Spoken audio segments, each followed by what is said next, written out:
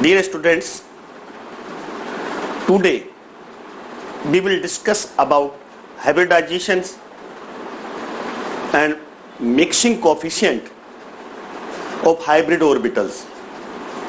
संकरण और संकृत कक्षकों के मिश्रित गुणांकों की गणना हम कैसे करेंगे, इस बारे में हम आपको पढ़ाने जा रहे हैं। वैसे तो आप संकरण के बारे में 10वीं 11वीं 12वीं कक्षा में काफी पढ़ चुके हो, लेकिन फिर भी यहाँ हम आपको संकरण के बारे में थोड़ा बताएंगे, क्योंकि हम हाइब्रिड ऑर्बिटल के मिश्रित गुणांकों की कैलकुलेशन करना चाहेंगे। तो इससे पहले ये बताएंगे संकरण की आवश्यकता क्यों हुई।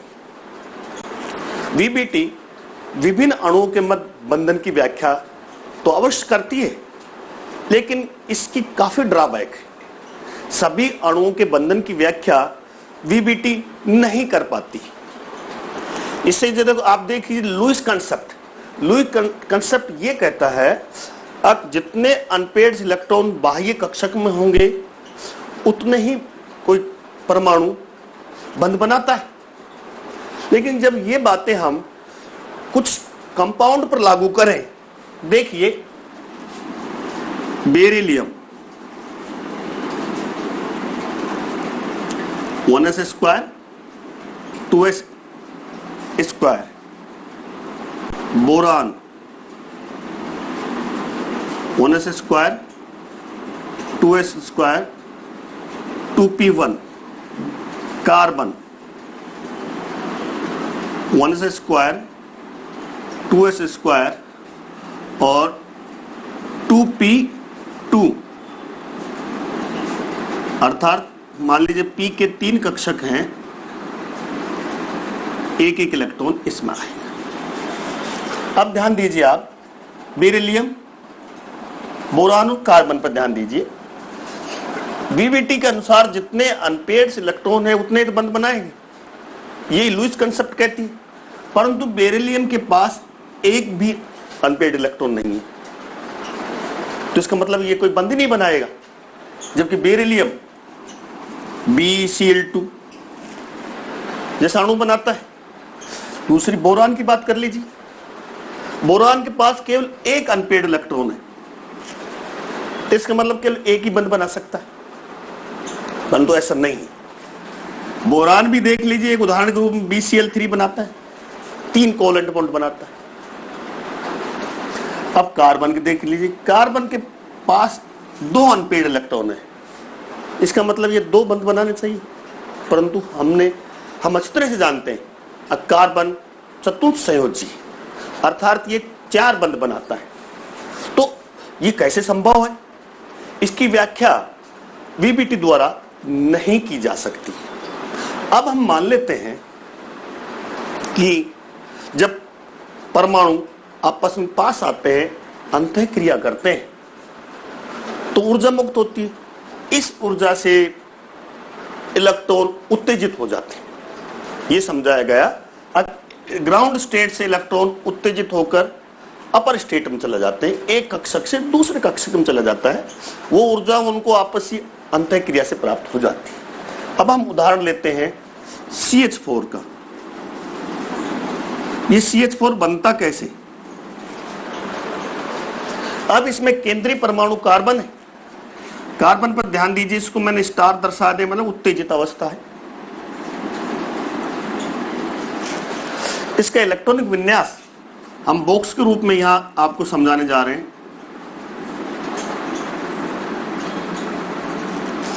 वन एस, 2s और 2p,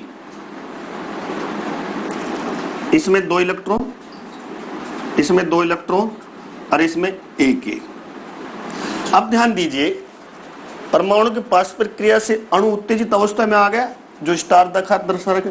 तो इसमें कहा गया कि एक इलेक्ट्रॉन कार्बन का 2s कक्षक से उत्तेजित होकर 2pz में चला गया, अर्थात एक इलेक्ट्रॉन उत्तेजित होकर कहां से, यहां से यहां चला गया। इस प्रकार इसके पास 4 अनपेयर्ड इलेक्ट्रॉन हो गए, इसका मतलब ये बंध बना सकता है। लेकिन जब हाइड्रोजन के 4 ऑर्बिटल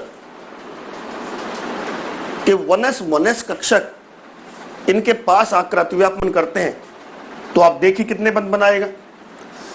हाइड्रोजन का 1s ऑर्बिटल, इसका 2s ऑर्बिटल, एक बंध बनेगा।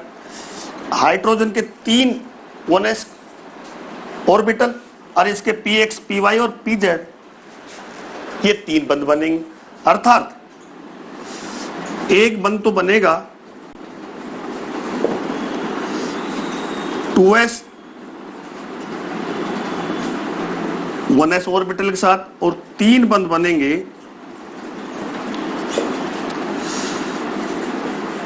2px 1s, 2py 1s, 2pz 1s। अर्थात ये तो है कार्बन के कक्षक और ये हाइड्रोजन।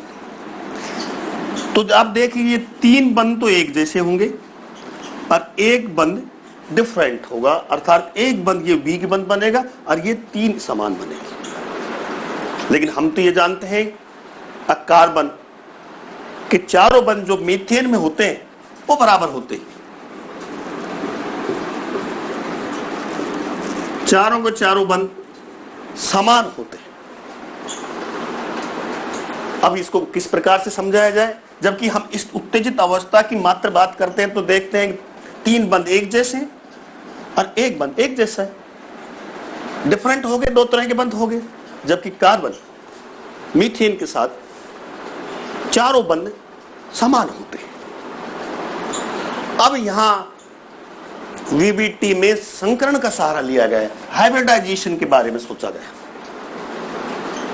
संकरण के बारे में सहारा लिया गया, तब इसकी व्याख्या की जा सकती है। संकरण क्या है? संकरण जब लगभग समान ऊर्जा के और भिन्न आकृति के परमाणु कक्षक मिक्स होते हैं तो उतनी ही संख्या में, जितनी संख्या में परमाणु कक्षक भाग लेते हैं और समान आकृति के नए कक्षक बनते हैं। इन नए कक्षकों को हम हाइब्रिड ऑर्बिटल कहते हैं, संकृत कक्षक कहते हैं और इस घटना को हाइब्रिडाइजेशन कहते हैं। तो अब इसको देख लीजिए, ये संकरण का सहारा वीबीटी लिया। संकरण के आधार पर हम यदि हम इनको समझाएं, ध्यान दीजिए,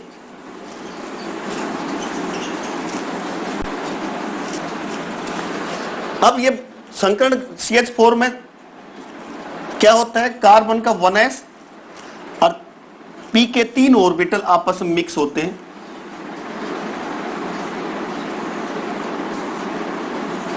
ये मिक्स होंगे, मिक्सिंग, और 4 नए संकरित कक्षक बनाएंगे। 1, 2, 3 और 4। एक S कक्षक और 3 P कक्षक आपस में मिक्स होकर 4 नए संकरित कक्षक बनाएंगे और संकरण होगा sp3, sp3, sp3 और sp3। इन चारों संकरित कक्षकों की ऊर्जा समान है और आकृति समान है।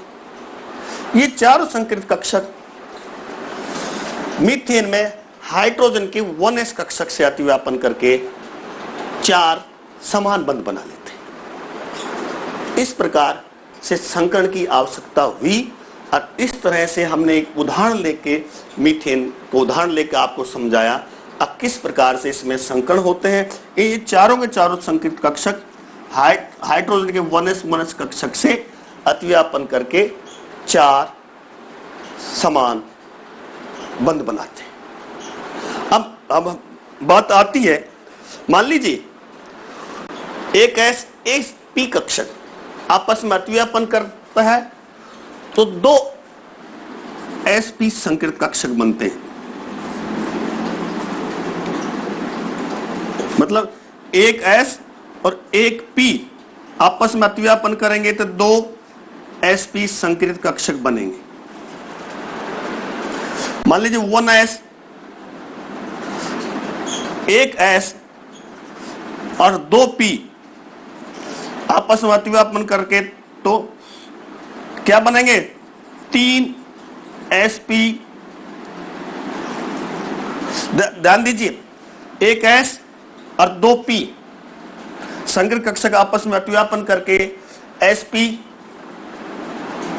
कितने हो गए, एक S और दो P, SP2 संकर कक्षक। ये तो आप छोटी कक्षा में पढ़ चुके।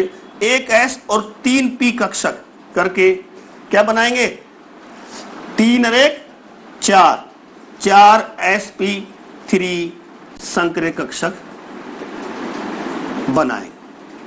तो ये था संकरण। अब संकरण क्या है, इसकी आवश्यकता क्यों पड़ी, इसकी आवश्यकता इसलिए पड़ी कि बंधों को समझाने के लिए।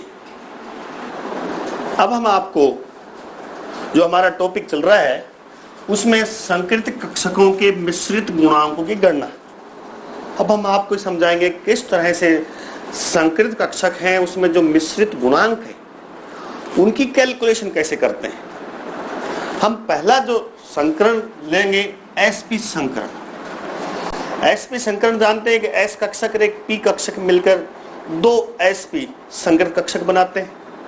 इसका उदाहरण हमने आपको बेरिलियम लिया है। इसका उदाहरण लेकर हम आपको समझाएं 1s2, 2s2 और 2p जो रिक्त रहता है। इसमें यदि उत्तेजित अवस्था की बातें करें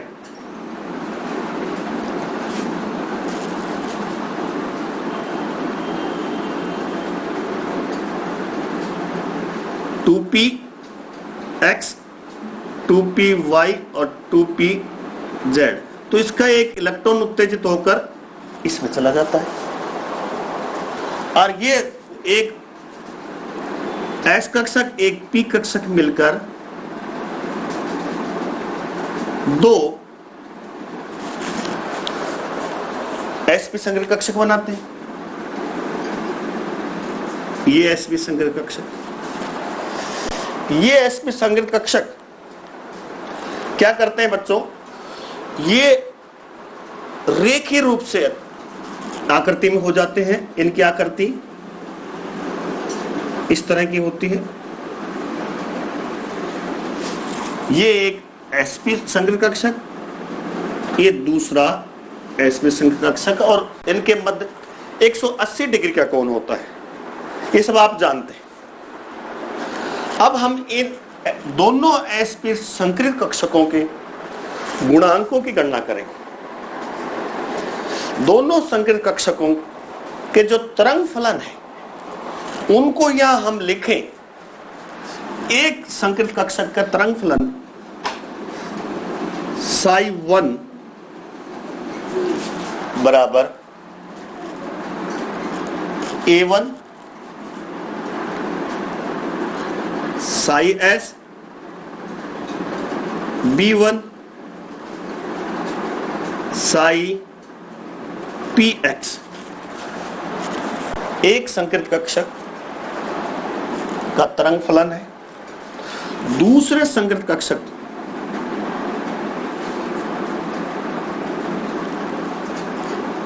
का तरंग फलन देखिए, A2 psi s, B2 psi px। समीकरण 1 और समीकरण 2 है। यहां ये ध्यान दीजिए, जो A1 A2 B1 B2 है ये मिश्रित गुणांक है। psi1 एक sp संकरित कक्षक का तरंग फलन है और psi2 दूसरे sp संकरित कक्षक का तरंग फलन है।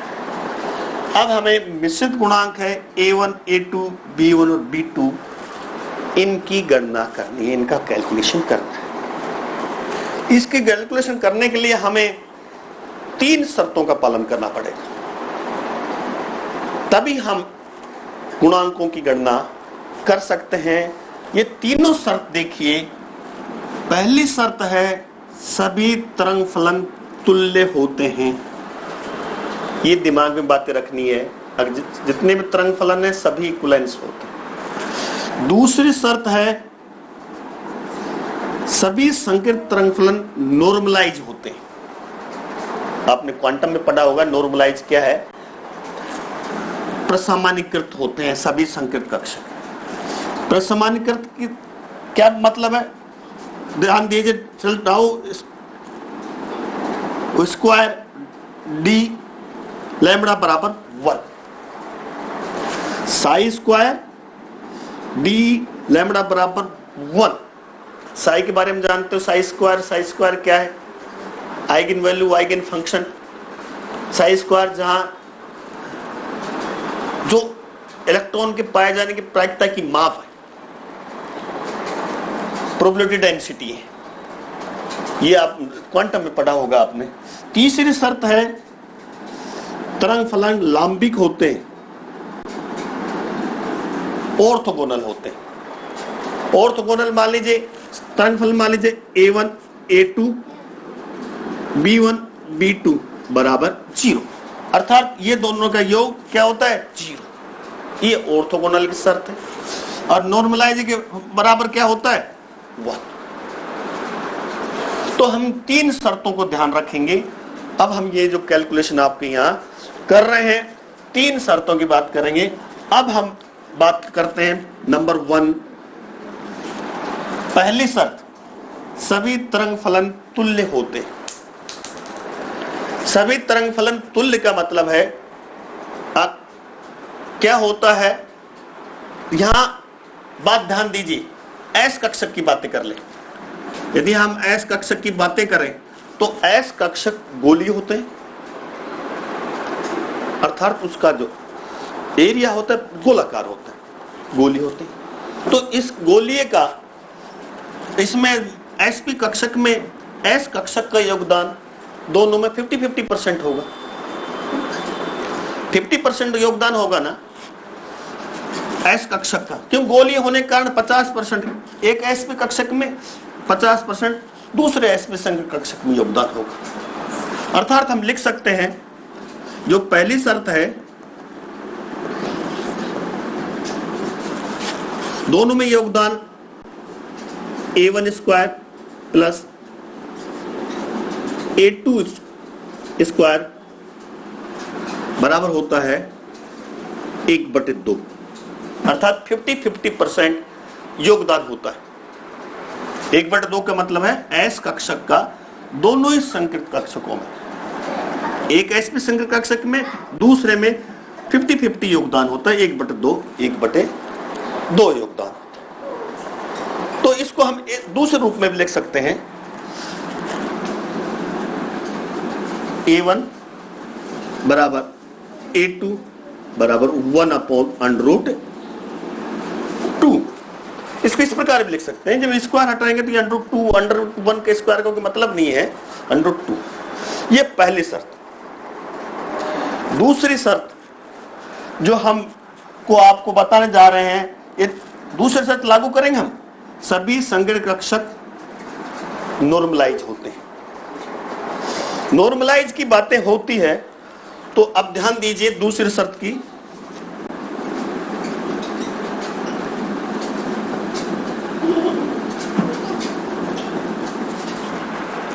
दूसरी शर्त प्रसामान्यीकरण की शर्त है। प्रसामान्यीकरण की शर्त क्या है, ध्यान दीजिए, यदि हम साई 1 पर, मतलब एक तरंग फलन पर प्रसामान्यीकरण की शर्त लागू करें तो ध्यान, इधर आप जो ध्यान देंगे,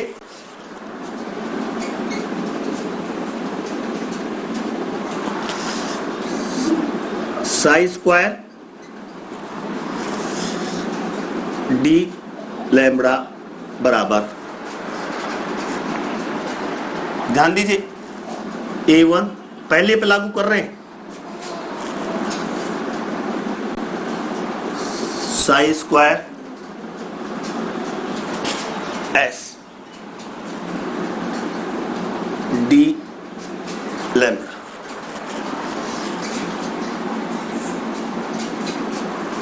इस पर लागू करें B1,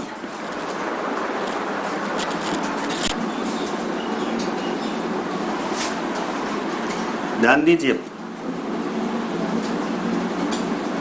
P x square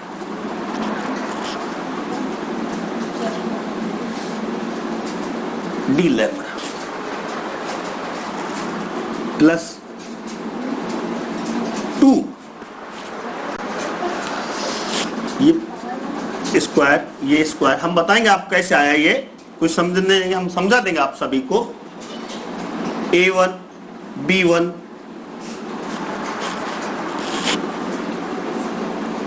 Sai S Sai px dl बराबर 1। ये पहली शर्त है। पहली शर्त आप ध्यान दीजिए कैसे आया ये, इसको इस प्रकार समझ लीजिए। एक सामान्य सा गणित सा नियम है a प्लस बी स्क्वायर होता है बच्चों। इसको खोलेंगे तो a square plus B square plus 2ab, same यही है a square B square 2ab है। इस प्रकार से इसको हम लिख सकते हैं। अब ये दूसरे जो शर्त हमने लागू करी है प्रसामान्यीकरण की शर्त, इस सामान्यीकरण की शर्त में आप पूरी तरह से देख सकते हो आगे क्या होने जाएगा। अब हम आपको जो पढ़ रहे हैं प्रसामान्यीकरण की शर्त चल रही है, उस शर्त में देख लीजिए साई 1 पर यह शर्त लागू हो रही है। A1 स्क्वायर B1 स्क्वायर ये शर्त है बराबर 1। A1 का जो हमने कैलकुलेशन कर चुके हैं A1 का, A1 बराबर क्या है 1/2 प्लस B1 स्क्वायर बराबर 1। हमें B1 का मान ज्ञात करना है। B1 का मान ज्ञात करने के लिए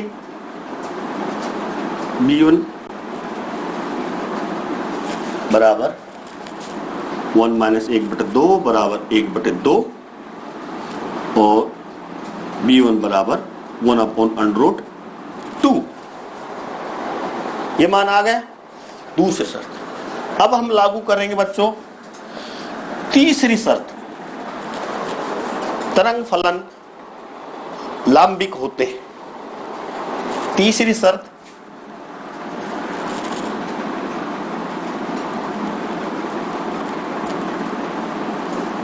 तरंग फलन लांबिक होते हैं, तो साई 1 और साई 2 पर हम दोनों ही तरंग फलन पर यह शर्त लागू करेंगे।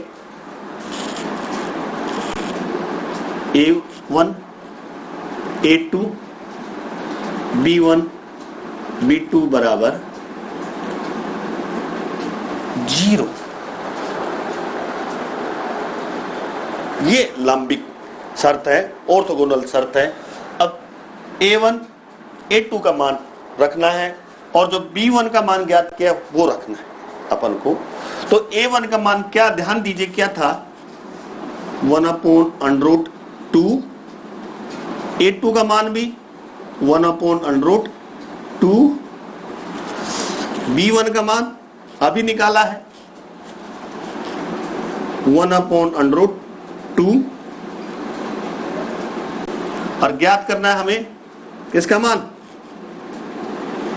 B2 का मान ज्ञात करना है बराबर 0। तो B2 बराबर क्या होगा, B2 बराबर हो गया -1/√2। तो हम मिश्रित गुणांक A1 ज्ञात कर चुके, A2 ज्ञात कर चुके, B1 ज्ञात कर चुके और B2 मान ज्ञात कर चुके। जो हमारा जो समीकरण थी, आपने ध्यान दीजिए दोनों समीकरणों को मैं पुनः आपको लिखता हूं। साई 1 बराबर A1 Sai S B1 PX, Sai 2 बराबर A2 S B2 Sai PX। ये दो समीकरण आप ध्यान दीजिए, पुनः मैं आपको लिख के समझा रहा हूं। साई 1 में A1 B1 का मान रखेंगे, साई 2 दूसरे तरंग फलन में A2 और B2 का मान रखेंगे। अब इनका मान A1, A2, B1, B2 का मान इन समीकरणों में जो समीकरण 1 और 2 थे उनमें रखने पर, ध्यान दीजिए, psi1 बराबर, ये बराबर क्या होता है A1 1/√2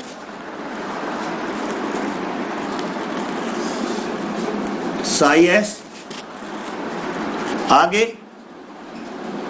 ध्यान दीजिए b का मान भी 1/√2 psi px रख दिया हमने मान। इस मान को हम कॉमन ले लीजिए, psi1 बराबर, कॉमन क्या है 1/√2 psi s plus psi px। ये तरंग फलन नंबर 1 मतलब psi1 के मिश्रित गुणांक की गणना है psi1। अब हम psi2 की बातें करें तो psi2 में भी हम A2 B2 का मान रखेंगे। रखकर देखिए, psi2 बराबर, A2 का मान है बच्चों 1/√2 psi s प्लस B2 का मान है माइनस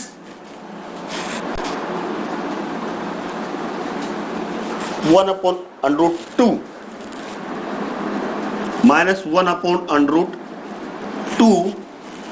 psi px। यदि हम इसको खोलेंगे तो क्या आएगा, कॉमन ले लीजिए, खोल लीजिए, 1/√2 psi s माइनस 1/√2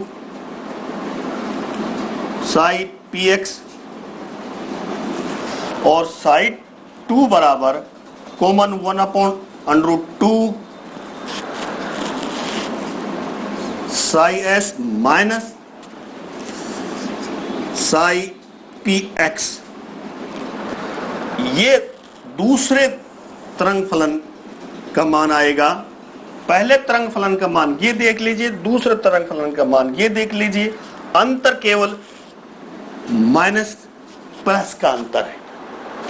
इस प्रकार से हम sp संकरण में जितने भी मिश्रित गुणांक है A1, A2, B1, B2 की गणना कर सकते हैं। और इस तरह से हम psi1 तरंग फलन एक संग्रहित कक्षक के लिए sp के लिए और psi2 दूसरे sp संग्रहित कक्षक के लिए तरंग फलन ज्ञात कर सकते हैं। आज अच्छा, अब हम आपको sp2 संकरण के बारे में बताएंगे। अब हम आपको sp2 संकरण के बारे में बताने जा रहे हैं। sp2 संग्रहित कक्षकों के मिक्सिंग गुणांक इस प्रकार से ज्ञात करते हैं। अभी तक आपने sp संग्रहित कक्षकों में मिश्रण गुणांक पढ़ा, आज sp2 का पढ़े। sp2 का हम एक थोड़ा सा एक उदाहरण ले लेते हैं, जैसे BCl3 आदि में sp2 संकरण होता है। इसमें क्या है, sp2 में एक S और 2 P कक्षक अतिव्यापन करके संकृत होकर मिक्सिंग होकर sp2 संकृत कक्षक बनाते हैं। बराबर, ये तीनों संकृत कक्षक समान आकृति के होते हैं और समान ऊर्जा के होते हैं। अब इस प्रकार से ये अभिविन्यास रहते हैं, हम बता देते हैं आपको।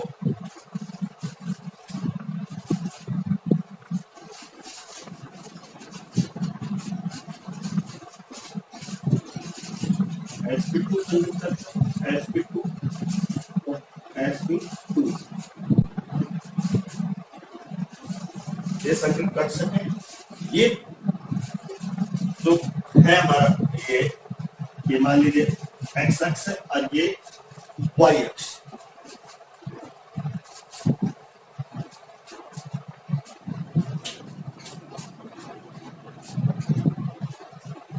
ये sp2 तीन संकेत कक्षक। इसी संकेत कक्षक sp2 का यदि हम तरंग फलन लिखें तो तरंग फलन हम इस प्रकार से लिख सकते हैं।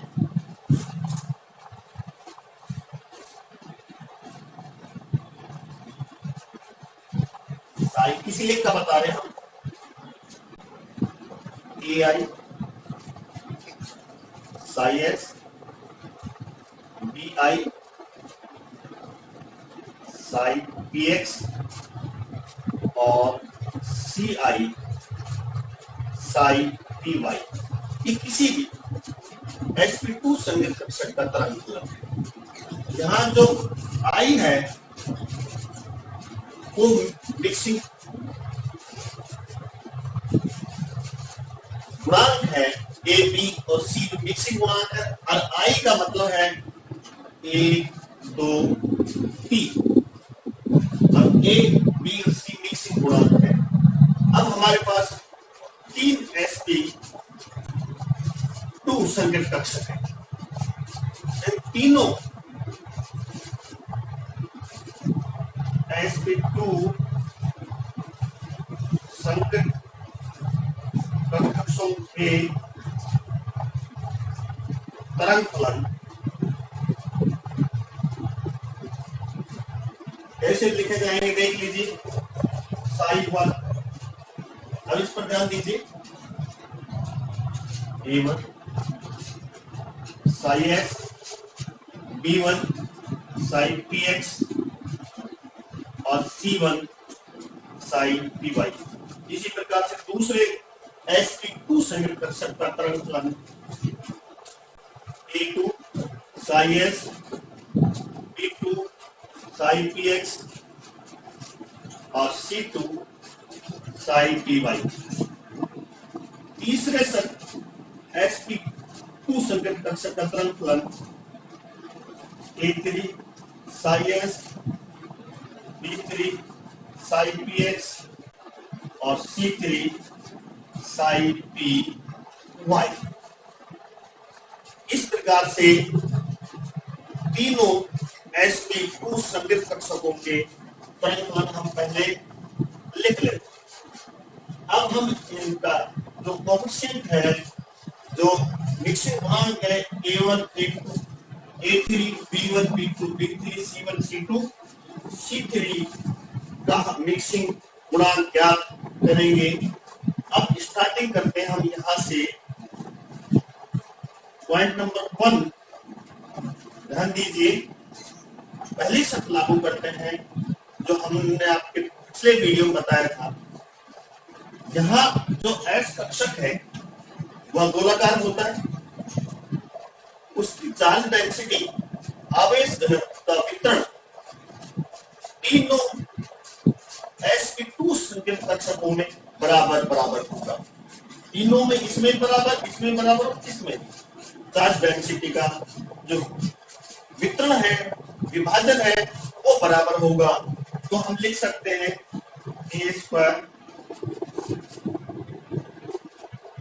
a2 स्क्वायर a3 स्क्वायर बराबर 1/3, अर्थात तीनों में 1/3 एक्स कक्षक का कंट्रीब्यूशन है।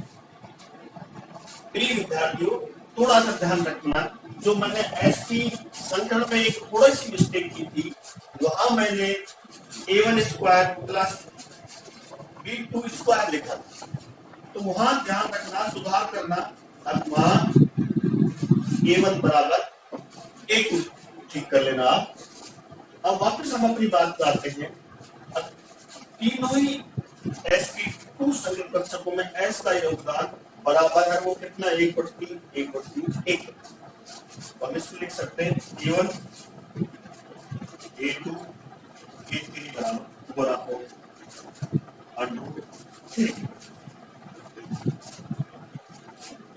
गया। अब ध्यान दीजिए, हम एक और बात कहना चाह रहे हैं आपको। यदि जो साई 1 है, हम पहले साई 1 की बात कर रहे हैं, साई 1 तरंग फलन है, मान लीजिए वो एक्स अक्ष पर, ये अक्ष है, मान लीजिए ये साई 1 ये एक्स अक्ष पर, तो इसमें पी वाई कक्षक का योगदान शून्य होगा।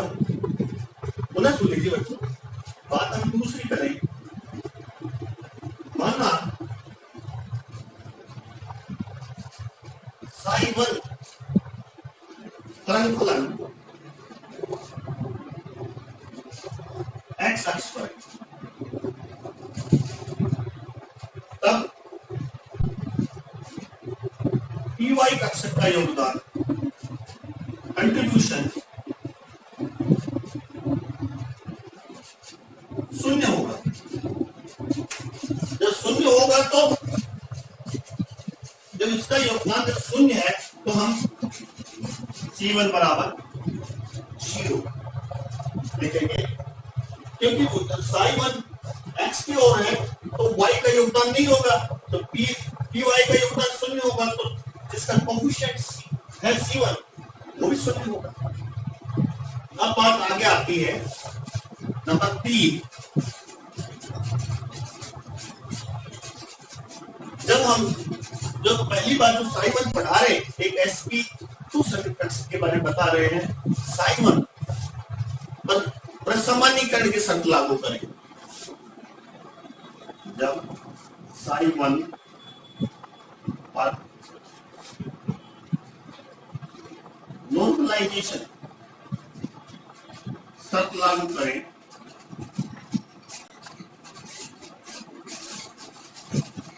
तो नॉर्मलाइजेशन शर्त क्या है? साई 1 देख लीजिए,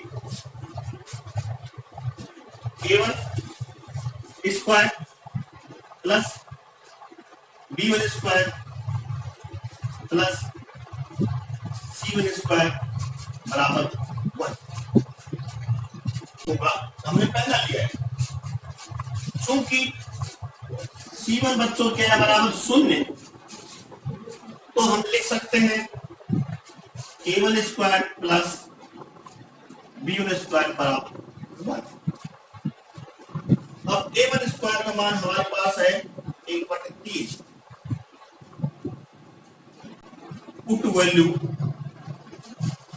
a1 square then 1/3 plus b1 square बराबर 1, तो b1 स्क्वायर बराबर क्या आ जाएगा? 1 माइनस 1/3 बराबर क्या बचा? इसमें क्या बचा? 2/3। यदि हम आगे बात करें, b1 बराबर √2/3, ये b1 का मान आ गया। इससे b1 का मान ज्ञात कर लेंगे। अब हम आगे बढ़ करेंगे और जाएं नंबर 4।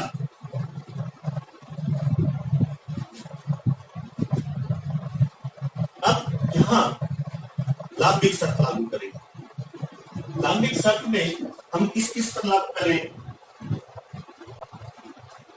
जब साई 1 तथा साई 2 पर ऑर्थोगोनल शर्त लागू करें।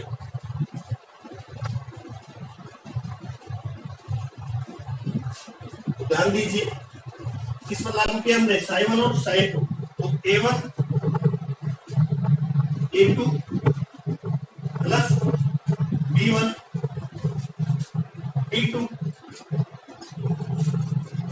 प्लस c1 c2, हमने दोनों को लागू किया। साई 1 और साई 2 के हमने कोएफिशिएंट लिए a1 a2 b1 b2 c1 c2, क्योंकि c1 बराबर 0, तो ये राशि पूरी तरह से 0 हो जाएगी। तो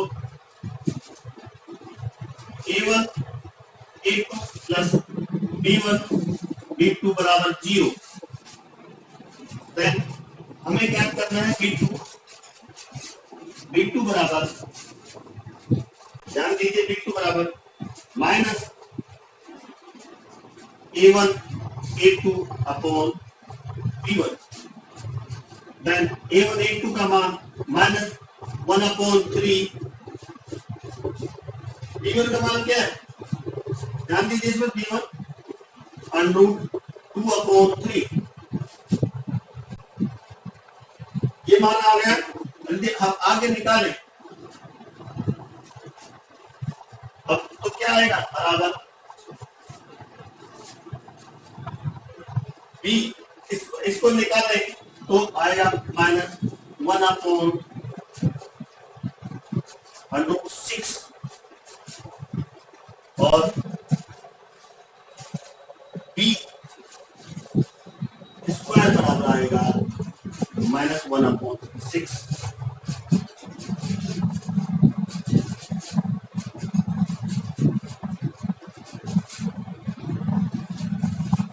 इस प्रकार से हम B2 का मान ज्ञात कर सकते हैं।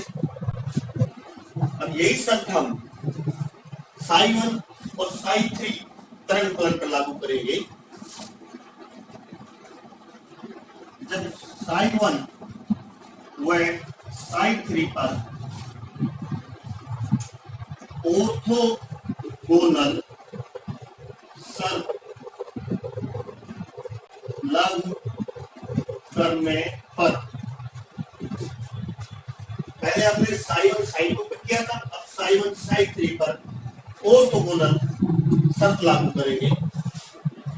इसके गुणांक लिखेंगे A1 A3 plus B1 B3 plus C1 C3 बराबर 0।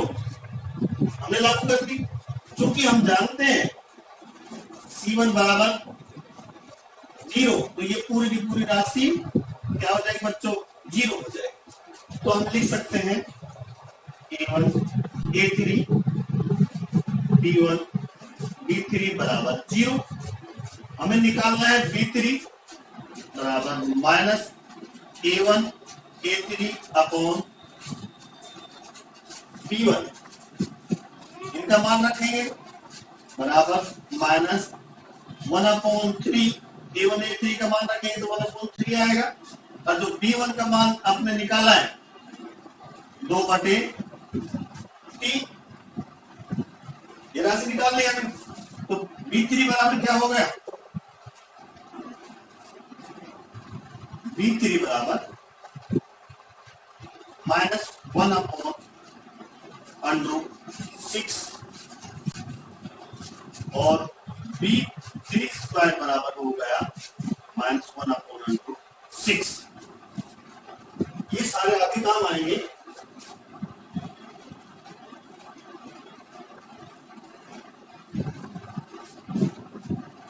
अब ऑर्थोगोनल सम दोनों को लाके psi1 psi2 पर और psi1 psi3।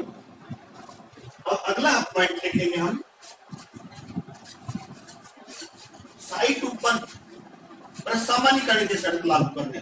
psi1 पर कर चुके थे पहले, अब psi2 पर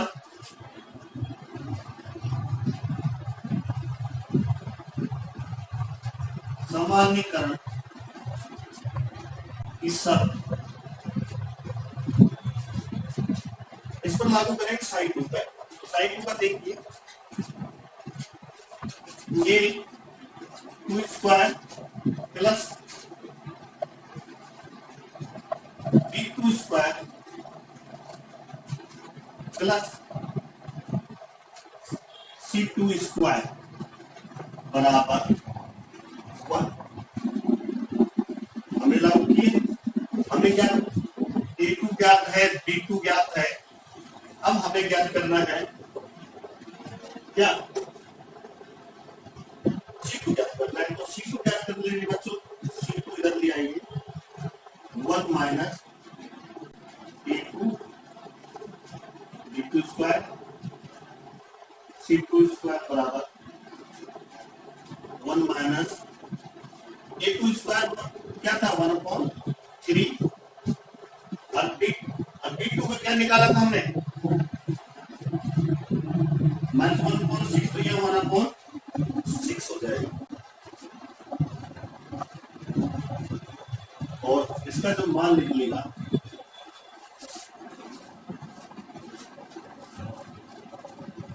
एक बटे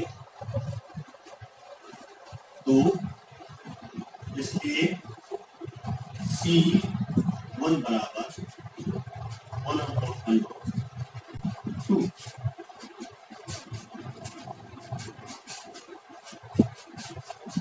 सॉरी C2 बराबर 1/2। ये मान आ गया। अब पुनः चलते हैं, हमने साइड पर सामान्यीकरण शर्त लागू की। अब साइड 3 पर सामान्यीकरण शर्त लागू करेंगे।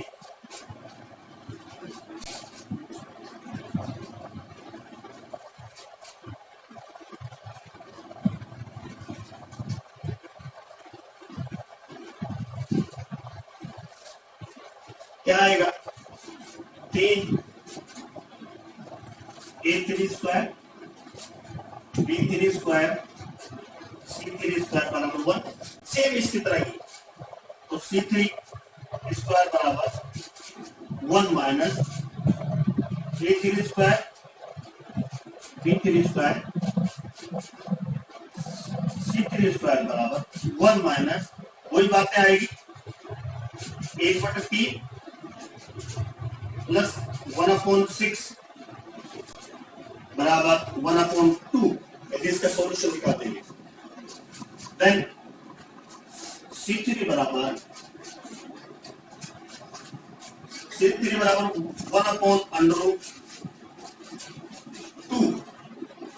इसको C2 और C3 अर्थात साई2 और साई3 में अंतर करने के लिए हम इसको C3 को इस प्रकार लिख सकते हैं प्लस माइनस 1/2। प्लस माइनस 1/2 का मतलब यहां ये है साई2 और साई3 को डिफरेंट करने के लिए, अंतर दर्शाने के लिए साई2 यदि प्लस है तो साई3 माइनस होगा, इसलिए हमने यहाँ प्लस माइनस 1/2 लिख दिया है। अब ये बातें अब लागू करेंगे इसको साई1 साई2 साई3 पर। हम जो जितने भी कोएफिशिएंट ज्ञात किए हैं उनका मान हम इसमें रखेंगे। पहले जितने जैसे A1 A2 A3 B1 B2 B3 C1 C2 C3 जो भी ज्ञात किए हम सबका मान यहाँ रखें। अब ध्यान दीजिए, रखकर देखते हैं।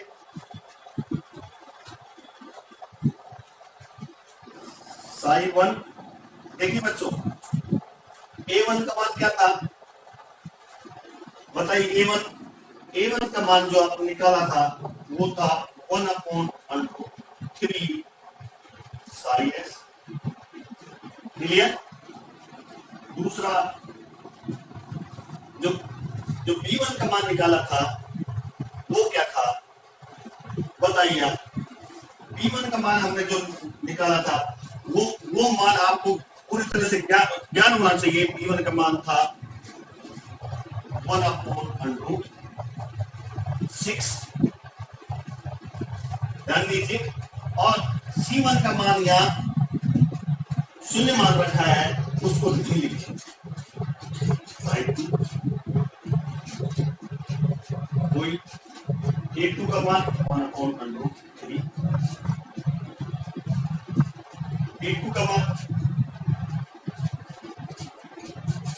B2 का मान जो निकाला था आपको ध्यान होना चाहिए। B1 B2 B3 तीनों के मान हमने निकाले थे। ये मान है 1/4। B2 का मान जो निकाला, सॉरी या ध्यान दीजिए, ये मान हमने जो निकाला था 2/3 अंडर साई px, ये निकाला था। अब ये जो मान निकाला है ये B2 का मान √6 px प्लस C2 का मान ध्यान दीजिए 1/√2 आगे dy sin 3 1/√3 psi s। वही बात वो आगे B3 का मान ये ध्यान रखिएगा, B3 का मान जो निकाला था वो माइनस आएगा, माइनस ये और जो आगे है 1/√6 psi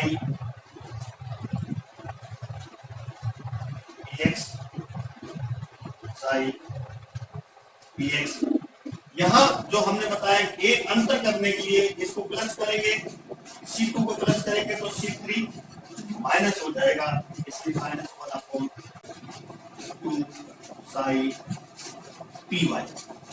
इस प्रकार से हम तीनों तरंग फलनों के मान निकाल लिए हैं, psi1 psi2 और psi3। पुनः देख लीजिए आप, यहाँ a1 का मान रखेंगे, b1 का मान रखेंगे, c1 बराबर 0 ध्यान दीजिए, a2 का मान रखेंगे, b2 का मान रखेंगे और c2 का मान रखेंगे।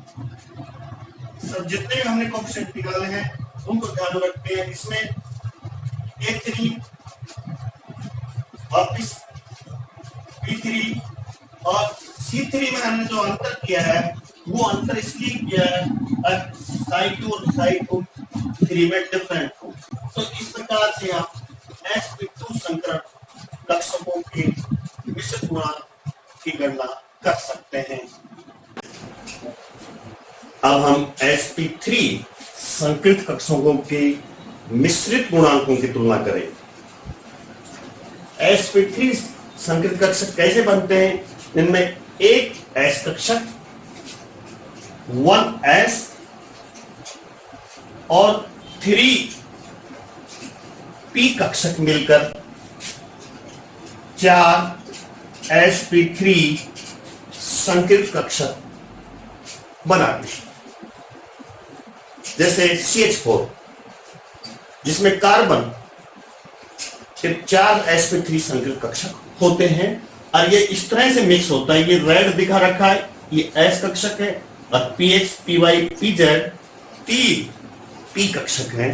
इस प्रकार ये मिलकर 4 sp3 संकृत कक्षक बनते हैं। किसी sp3 संकृत कक्षक के लिए यदि हम तरंग फलन लिखें, किसी sp3 संकृत कक्षक के लिए तरंग फलन ध्यान दीजिए, ai psi s, bi psi px, ci psi py और di psi pz। यहां a b c d mixing coefficient मिश्रित गुणांक और i यहां 1 2 3 4। अब हम चारों sp3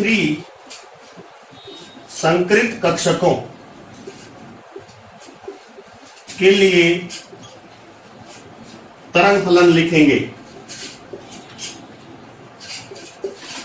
psi1 बराबर a1 psi s, b1 psi px, c1 psi py और d1 psi pz। अब psi2 के लिए दूसरे sp3 संकृत कक्षक के लिए a2 psi s, b2 psi px, c2 psi py और d2 psi pz। तीसरे sp3 संकेत कक्षक के लिए साई 3 बराबर a3 Sai s, b3 Sai px, c3 Sai py, d3 Sai pz। चौथे sp3 संकेत कक्षक के लिए Sai 4 a4 Sai s, b4 Sai px, c4 Sai py और d4 साई pz। ये चारों sp3 संकेत कक्षक हैं। इनके अब गुणांक a1 b1 a3 a4 b1 b2 b3 b4 c1 c2 c3 c4 d1 d2 d3 d4 इनके गुणांकों की हम कैलकुलेशन करेंगे, गणना करेंगे। अब किस प्रकार से हम गणना करेंगे उसके लिए हम चाहते हैं, अब आप ध्यान दीजिए, अब सभी शर्तों का पालन करते हुए इन गुणांकों की हम गणना करेंगे। पहली शर्त हमारी थी कि सभी कक्षक मतलब तरंग फलन की बातें हो रही, यहां तुल्य होते हैं।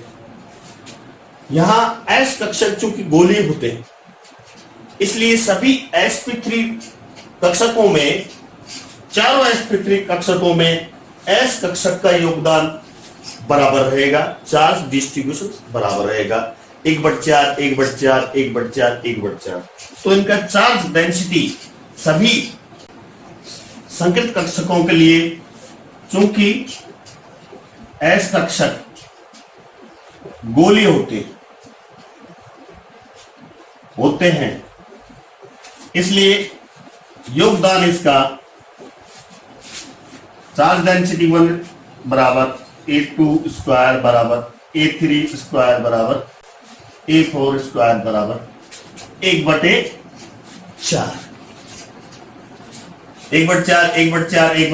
कुल मिलाकर इन सबके 1/4 योगदान होता है। यदि हम इस तरह लिखें a1 बराबर a2 a3 a4 तो बराबर होगा 1/√4 बराबर 1/2। एक बात, अब यहां हम पहले साई 1 की बातें करते हैं। साई 1 के बारे में हम आप कहना चाह रहे हैं, अब जो साई 1 है वो मान लीजिए x अक्ष पर है। किस लिए अक्ष पर? माना साई 1 x तल पर है, प्लान पर है, अक्ष पर है, तब py एंड pz का योगदान 0 होगा। जब इनका योगदान 0 होगा तो py और pz का योगदान 0 है, तो c1 d1 बराबर 0, अर्थात c1 भी 0 और d1 भी 0 होगा। अब हम क्या करते हैं, इस साई 1 पर प्रसामान्यकरण की शर्त लागू करते हैं। साई 1 पर प्रसामान्यकरण की शर्त लागू करने पर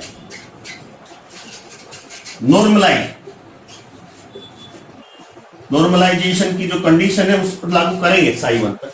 अब ध्यान दीजिए, साई 1 पर a1 square b1 square c1 square और d1 स्क्वायर बराबर बच्चों 1, क्योंकि c1 d1 0 है, इसलिए a1 स्क्वायर b1 स्क्वायर बराबर 1। a1 का मान रखेंगे, a1 स्क्वायर का मान हमारा 1/4 b1 स्क्वायर बराबर 1, देन b1 स्क्वायर बराबर 1 माइनस 1/4। 1 माइनस 1/4 क्या बचा? 2 यदि हम इसका लघुत्तम लेंगे तो यह क्या आएगा? 4 माइनस 3/4 देखिए ये 4 हो गया, 4 हो गया तो क्या होगा 4 माइनस 1 तो 3/4। यदि हम स्क्वायर यहां से हटाएंगे b1 तो क्या होगा √3/4 या लिख सकते हैं 3/2।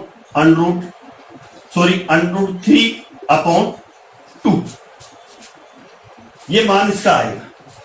अब इस पर लागू कर दिया हमने प्रसामान्यकरण से, हमने a1 a2 a3 ज्ञात हो गया, हमारे पास b1 ज्ञात हो गया। अब ऑर्थोगोनल शर्त लागू करेंगे, लांबिक शर्त लागू करेंगे। तीसरी बात,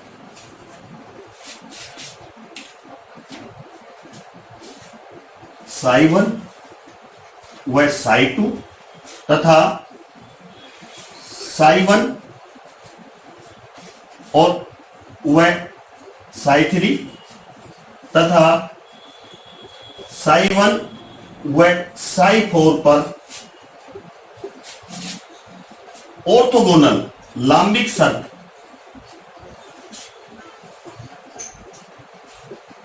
लागू करने पर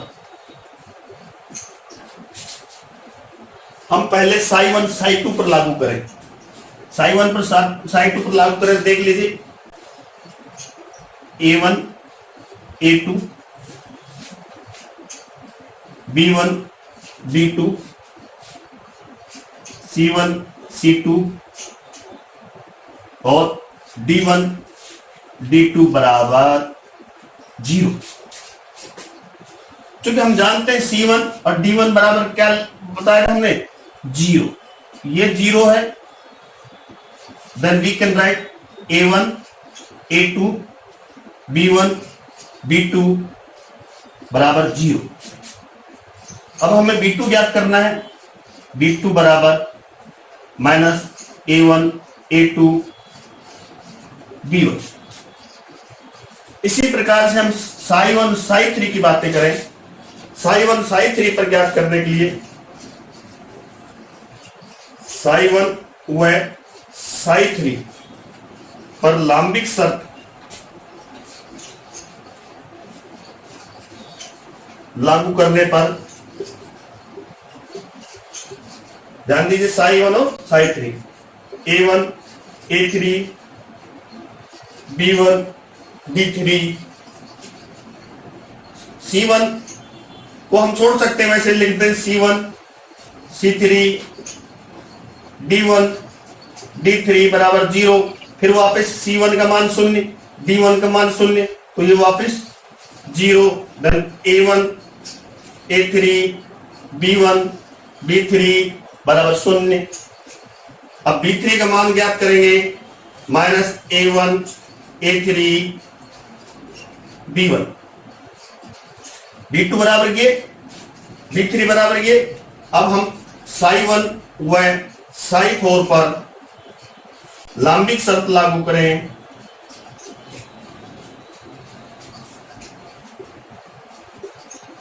करने पर सेम वही बात है, psi1 और psi4 पर a1 a4 b1 और b4। ये हम c3 c4 ये लिखना छोड़ देते हैं 0, तो b4 बराबर हो गया minus a1 a4 upon b1। तो b2 b3 b4 ये सब बराबर है, तब हम लिख सकते हैं b2 b3 b4 बराबर, अब इसका मान हम रखेंगे इस a1 a2 का मतलब ये क्या है 1/-1/4 b2 b3 b4 बराबर माइनस 1/2 प्लस 1/2 अपॉन √3/2 बराबर माइनस, इनका यदि हम मान निकालेंगे तो 1/2 √3। तो B2, B3, B4 जो कोफिशिएंट है उनका मान आया -1/2√3। अब बात आती है, ये psi1 था, ये समाप्त हो गया है। अब हम बात करते हैं psi2 की। psi2 मान लीजिए अब x और z तल पर है, तब जो py होगा कक्षक, उसका योगदान 0 होगा, 0 होगा। जब इसका योगदान 0 होगा तो C2 बराबर 0 होगा। जब इसका योगदान, किसका, y का योगदान py कक्षक का नहीं होगा तो C2 बराबर 0 होगा। अब हम इस पर psi2 पर प्रसामान्यीकरण की शर्त लागू करते हैं। psi2 पर नॉर्मलाइज्ड कंडीशन लागू करते हैं। अब psi2 को नॉर्मलाइज करने के लिए देख लीजिए, A2 square B2 square, C2 0 लिखने की आवश्यकता नहीं है, D2 स्क्वायर बराबर 1, एंड D2 स्क्वायर बराबर 1 minus A2 square B2 square, और D2 स्क्वायर बराबर 1 माइनस, ये क्या है, 1/4 प्लस, हम इसको B2 अभी निकाला था हमने, B2 स्क्वायर लिखेंगे इसको, मान लीजिए 1/√2/√3 का स्क्वायर। तो इसका क्या होता है, D2 स्क्वायर बराबर 1 माइनस 1/4 प्लस 1/12 मान होता है। जब इसका 1/12 मान हुआ तो D2 का मान जो आएगा, ध्यान दीजिए, 1 माइनस 1/3 बराबर कितना बचा, 2, 3 माइनस 1 मतलब 2/3, 2/3, तो D2 बराबर √2/3 का मान आ गया। अब ध्यान दीजिए, ये D2 का मान आ गया।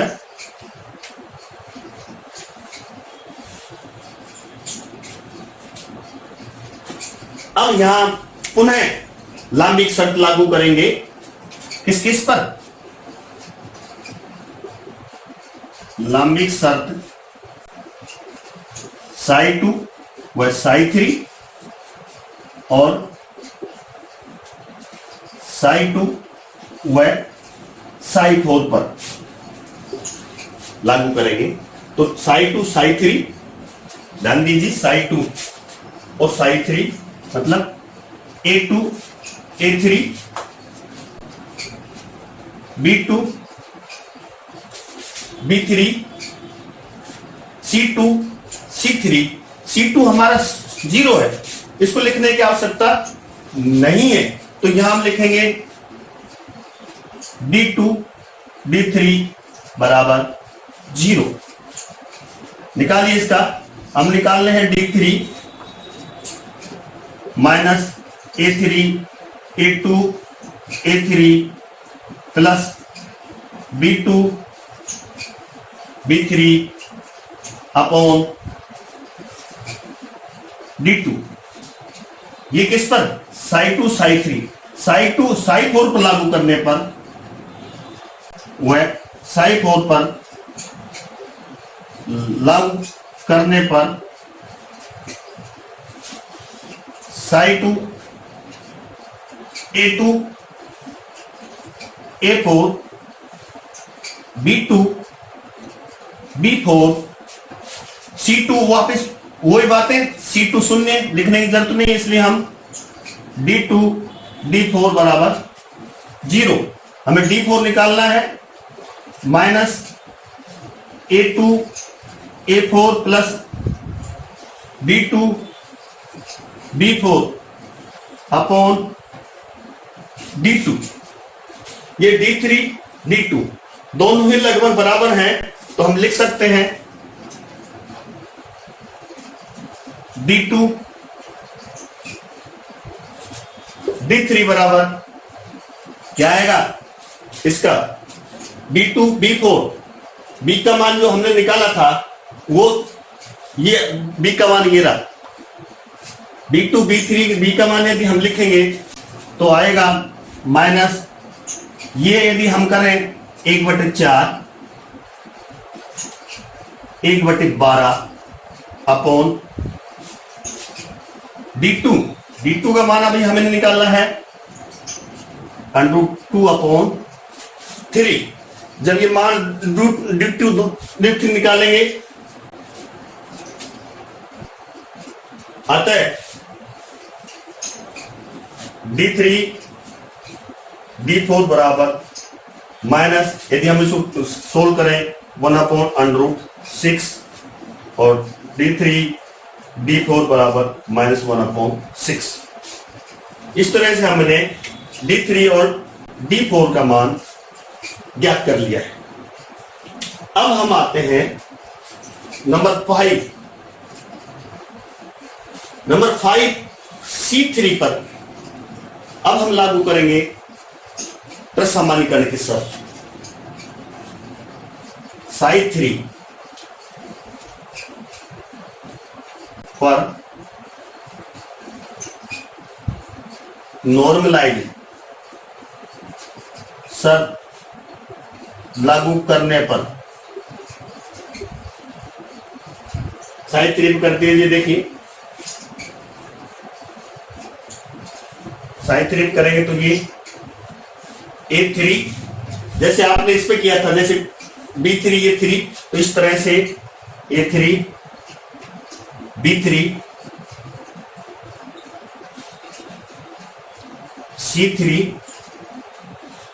और D3 बराबर 1। हमें C3 निकालना है। C3 1 माइनस A3 B3 और D3 इनका मान रखेंगे।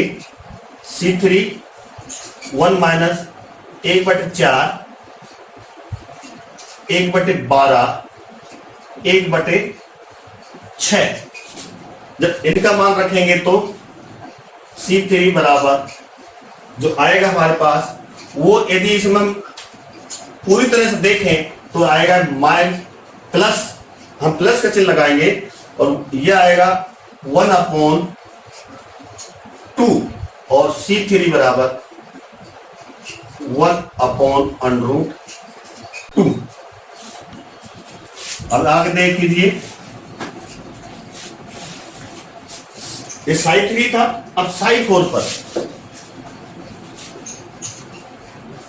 नॉर्मलाइज शर्त लागू करने पर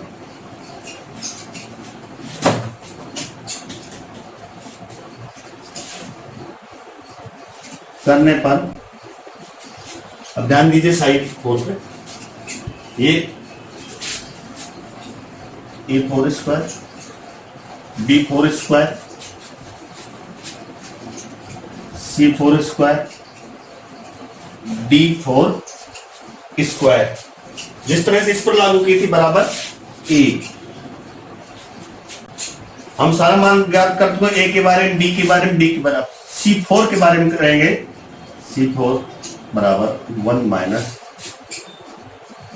A4 B4 D4 इनका मान रखेंगे। C4² बराबर 1 माइनस 1/4 1/12 1/6 C4 बराबर वही बातें 1/2। अब हम इसको अंतर करने के लिए यहां C4 माइनस 1/√2 भी लिख सकते हैं। Psi3 और Psi4 अंतर करने के लिए यहां एक प्लस 1/2 है और यहां -1/2 है, लिख सकते हैं हम, इसमें कोई समस्या नहीं है। इस प्रकार से हमने सारे के सारे वो क्या कर लिए, कोएफिशिएंट ज्ञात कर लिए, मिक्सिंग गुणांक ज्ञात कर लिए। अब हम 1 by 1 इसमें रखते जाएंगे, 1 by 1 वो रखते जाएंगे। ध्यान दीजिए, अब psi1, ध्यान दीजिए psi1, तो a बराबर क्या था, ओनली a बराबर, जब हम यहां a स्क्वायर बराबर क्या है, 1/2, 1/2, 1/4 था, तो हम यहां लिखेंगे 1/2 psi s। चलिए अब b1 बराबर क्या था, b1 बराबर था 3/√3/2 psi p x। यहां y और z का कोई कंट्रीब्यूशन नहीं है इस sp3 संकेत तरंग फलन में। psi2 वही 1/2 psi s। अब ध्यान दीजिए b का मान क्या है, b का मान जो है b1, b2, b3 और b3, जो तीनों का जो मान था वही एक मान है इनका, वो मान है -1/2√3 psi px।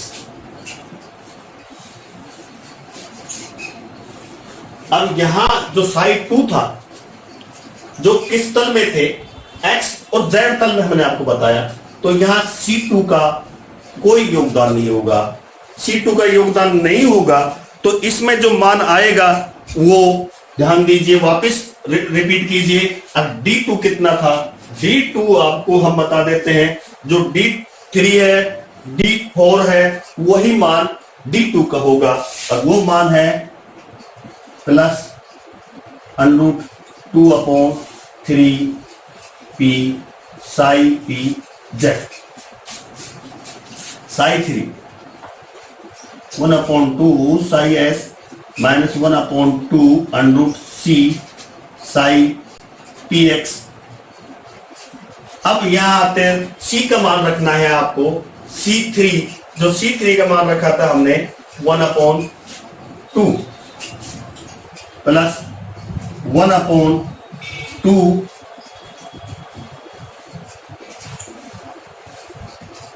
psi py, और जो D3 का मान आया था, जो D3 का मान हमारा क्या था, 1/6। D3 का मान हमें 1/6 का था, इसका मतलब 1/6 का था 1। अब मैं इसको आपको इस तरह से समझाता हूं, √6 psi p z। अब आप कर जाएंगे क्लियर, -1/2√3 psi px प्लस,